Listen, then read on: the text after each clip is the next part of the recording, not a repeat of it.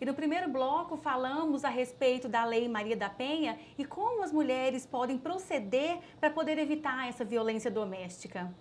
E para falar de políticas públicas voltadas ao assunto, recebemos a deputada federal Érica Cocai. Olá, deputada. Obrigada pela sua presença. Nada, é um prazer estar aqui. Muito obrigada. Essas mulheres antenadas. Vamos lá. Deputada, e assim, a senhora acha que ainda falta políticas públicas voltadas para essa prevenção e até mesmo para o enfrentamento dessa violência doméstica? Com certeza. A lei, inclusive, a Lei Maria da Penha, ela prevê as políticas públicas com recorte de gênero. Penso que a gente não poderia mais pensar em nenhuma política pública que nós não tivéssemos o olhar e esse recorte de gênero. Ou seja, é impossível pensar uma política pública de educação sem que nós possamos trabalhar a questão da igualdade de direitos entre homens e mulheres. É impossível pensar uma política de geração de renda sem que nós tenhamos o recorte de gênero para que as mulheres possam ser capacitadas e possam entrar no mercado de trabalho. Então, as políticas públicas é o instrumento mais importante que nós temos para impedir a violação de direitos. Penso que nós viemos de uma história de quase 400 anos de casas grandes e senzalas, de escravidão.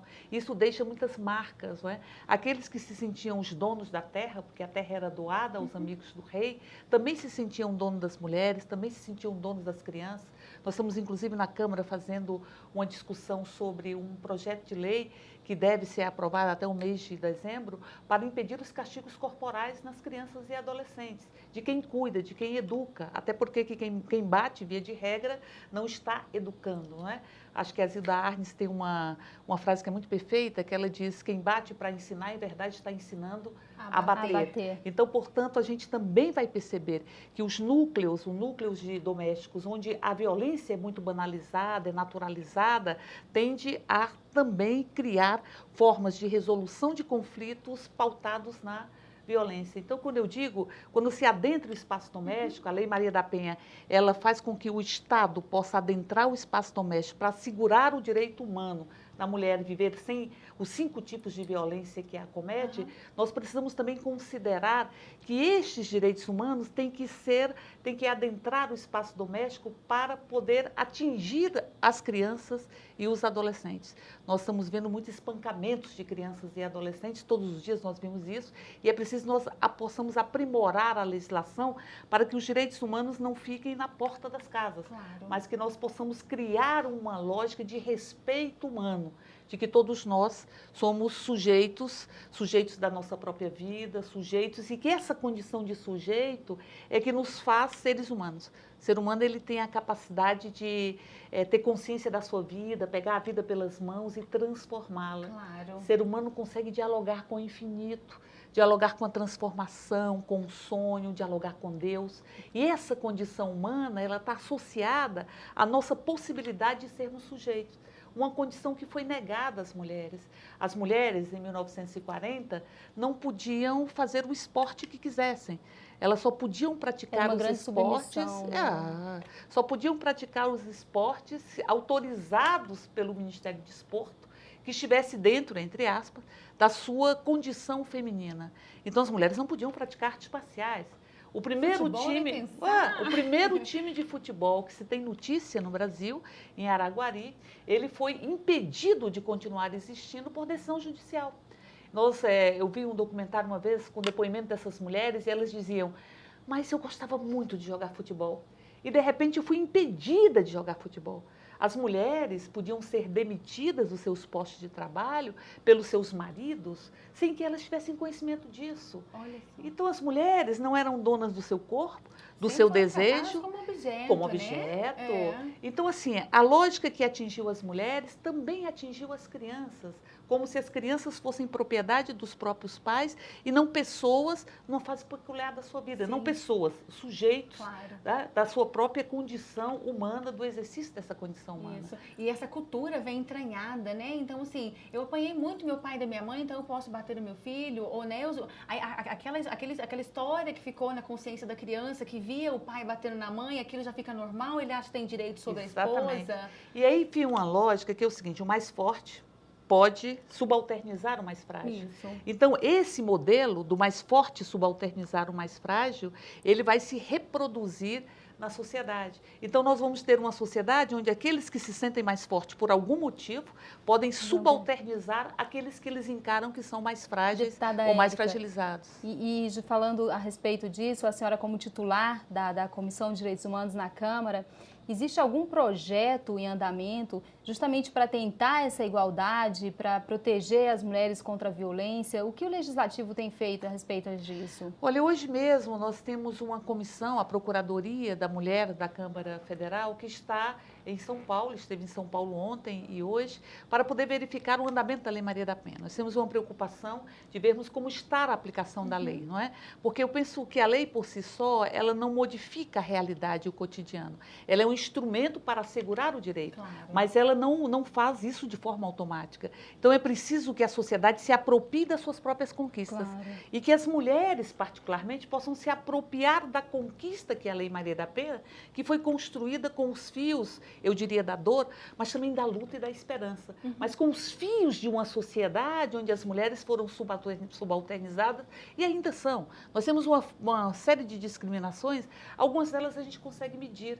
A gente consegue medir que as mulheres ganham menos que os homens, a gente consegue medir que as mulheres são as primeiras a serem demitidas, mas tem um tipo de discriminação que a gente não consegue medir, só sentir. Quando a mulher adentra um espaço culturalmente ocupado por homens, é como se ela não pudesse errar. É a ditadura da perfeição. Uma grande cobrança ali em relação à mulher. Uma grande cobrança. Veja no trânsito, não é? Se você está indo no trânsito e vê uma barbeiragem e é um homem que está ao volante, ninguém fala nada. Ele pode. Mas se é uma mulher, ela errou porque é mulher, não porque o erro é uma condição inerente à própria condição humana. E a mulher tem uma série de ditaduras da perfeição, não é? Por exemplo, é como se a sociedade dissesse, vai, ocupa teu espaço público, mas seu filho não pode adoecer. Mas sua casa tem que estar sempre intacta, tem que estar sempre limpa.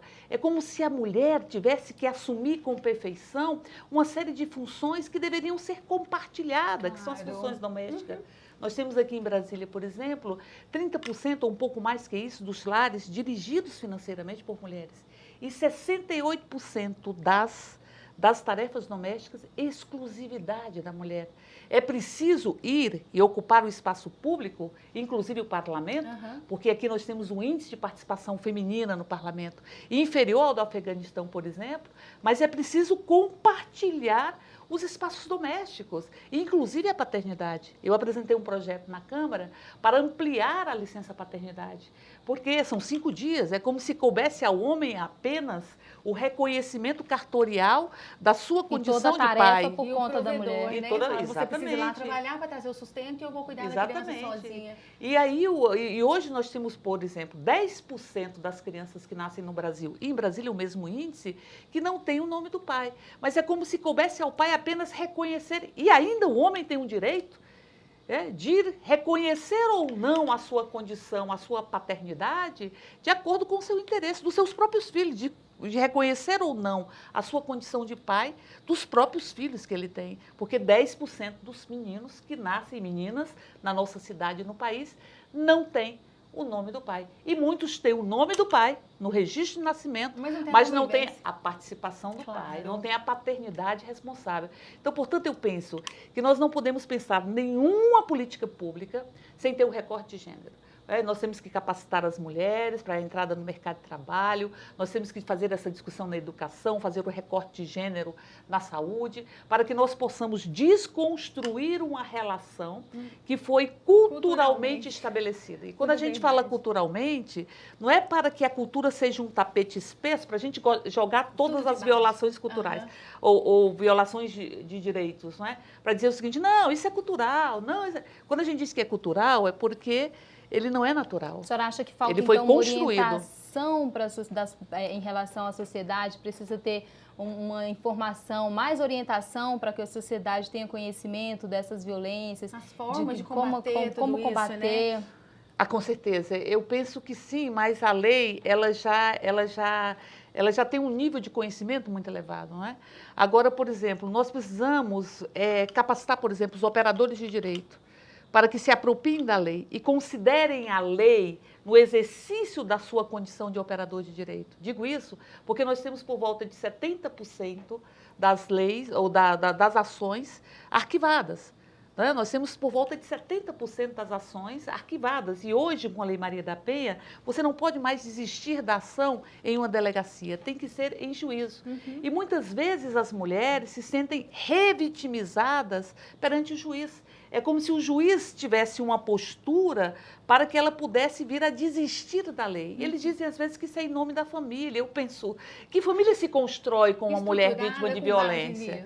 A família é um local onde é um espaço onde a gente tem que se desenvolver numa perspectiva de carinho, de amor. A nossa casa é um lugar que a gente quer voltar todos os dias. Quer ter segurança, onde a gente acha que vai ter segurança. Chegar em casa, se sentir bem, amparado. E onde a gente é gente, né? Porque na rua a gente é anônimo. Ninguém sabe quem nós somos. Em casa nós somos nós mesmos. E quando você não quer voltar para casa, e quando a casa é o espaço e o palco da agressão contra você, isso é extremamente destruidor. Por isso, eu diria, as mulheres, elas levam em média 5 anos para poder denunciar. As estatísticas dizem isso, né? Elas sofrem caladas, porque têm vergonha, porque muitas vezes se sentem culpadas, porque, em verdade, quando você casa, você pode até separar, mas ninguém casa pensando que vai separar. Então, portanto, e a violência doméstica, ela é crescente, porque vai despersonalizando, porque, de repente, a mulher vai cedendo, e quando ela olha para dentro dela, não tem mais ninguém dentro dela. Ela virou o espelho do desejo do homem e perdido a sua própria personalidade. Então, portanto, e quando há a primeira violência, a primeira expressão de violência, muitas vezes o marido volta atrás, ou o companheiro, ou o agressor, ele se arrepende, ele chora, e ela vai crescendo, mas ela não cresce em linha reta, ela cresce em espiral. Não é assim que hoje eu tenho esse tipo de violência, amanhã vou ter outra, amanhã vai ser agravada. Ela é em espiral, porque envolve o afeto. É como se o agressor é o objeto do meu amor e do meu desejo. Isso é extremamente violento e precisa ser combatido, e será. Com certeza. E assim, a gente estava vendo uma estatística que antes da Lei Maria da Penha era por dia de quase 2 mulheres por dia que procuravam a ajuda dos órgãos competentes para poder se livrar dessa agressão. E hoje em dia já são mais de 30 mulheres por dia que procuram os órgãos competentes. Então, assim, eu acho que a lei vem, a senhora como legisladora na Câmara dos Deputados, eu acho que a participação feminina, a senhora acredita que isso pode ter sido assim, um alerta, as mulheres estão lá participando ativamente, né? E isso mudou esse cenário justamente pela participação feminina na política? Sim. Porque elas começam a olhar para aquilo que elas precisam. Com certeza, mas a participação feminina é muito pequena no Brasil, não é? No parlamento. Nós temos, em média, 9%. Na Câmara Federal, 8,7%. Nós temos mais de 50% de mulheres, não é? Então, assim, quando eu digo nos países árabes, você tem, em média, 9,7%. Sim. É como se a gente usasse burca. Aquelas burcas, mas as burcas invisíveis, que a gente precisa dizer que elas existem para que nós possamos tirá-la. Então, nós estamos discutindo na Câmara a reforma política. E nós estamos defendendo a alternância de gênero, como na Argentina. Claro. A Argentina hoje tem 40% de participação feminina. Nas Américas, o Brasil é o antepenúltimo país em participação feminina. Nossa. Então, existe burca ainda. E existem as guilhotinas, que guilhotinaram as feministas na Revolução Francesa. Deputada Só que Érica, são invisíveis. Infelizmente, o nosso tempo passou muito rápido. Já estamos esgotados o tempo. Verdade, mas eu queria muito agradecer a participação da senhora aqui, que abrilhantou o nosso Mulheres Antenadas. Olha, para mim é um prazer. E mulheres, façam o seguinte, digam, com licença, eu vou à luta, eu vou me apropriar de tudo aquilo que eu conquistei para que possa exercer a condição humana. Diz a Clarice Lispector que nós, mulheres, queremos ser ser humano, viver tudo que o ser humano tem direito de viver. Essa é a nossa luta. E ficamos por aqui, então, e apenas prestar um serviço público aqui, que as mulheres que queiram relatar a sua agressão, que queiram pedir uma ajuda, pode ligar também para o 180, que é um disque denúncia que você pode ligar, pode conversar, e a partir de lá, não perder a coragem. Eu acho que é isso, mulher é corajosa, a gente dá conta de casa, filho, marido e trabalho, e eu acho que não pode deixar que uma simples intimidação deixe que a sua autoestima, que a sua segurança, da sua família também, vá por água abaixo, não é isso, deputada? Com certeza. Obrigada pela audiência e até o próximo programa.